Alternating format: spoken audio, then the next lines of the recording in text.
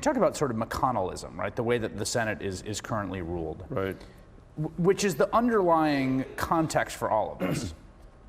What is your understanding of how that's contributed to stopping action on climate? He and Trump and the Koch brothers and others, but those guys principally, have prosecuted a political argument, and they've succeeded at it for the moment, that says that Democrats and environmentalists and climate change people are anti-jobs, that we're anti-worker, and that we're anti-infrastructure.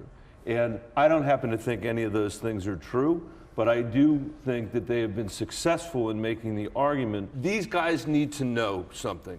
Our democracy is broken. It is broken.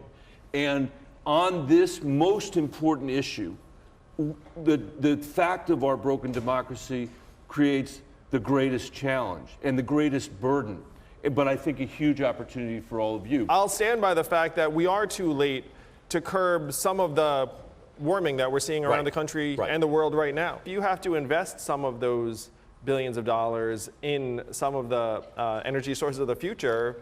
That's what you should be doing. You should have done that decades ago if you had your acts together. So, don't cry me a river. You know that you love electric vehicles and you think it's awesome.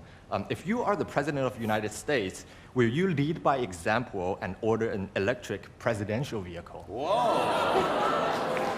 Wow. Yes, I will, and I'll go even better. The entire White House motor pool will be electric. I want to tell the American people, it's as bad as you fear. It's as bad as you fear.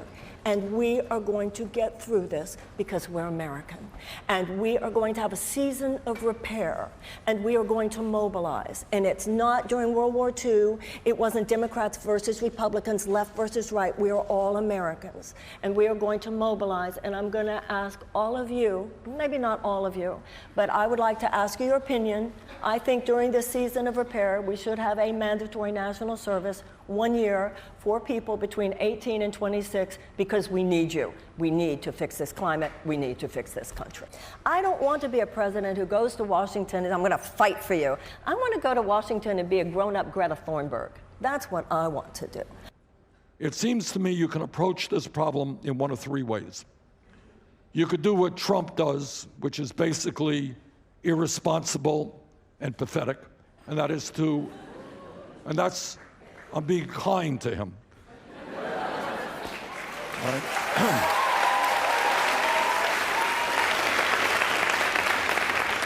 Or, Chris, you can do what some of my colleagues do and say, look, of course climate change is real, but let's not overdo it. We have a limited amount of money to spend here, and we got to be modest, and we got to be realistic about it. And a lot of folks are saying that. We will reward with carrots and sticks.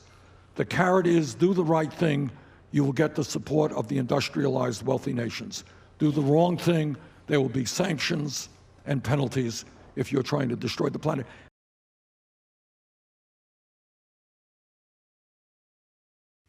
Hey, NBC News viewers, thanks for checking out our YouTube channel.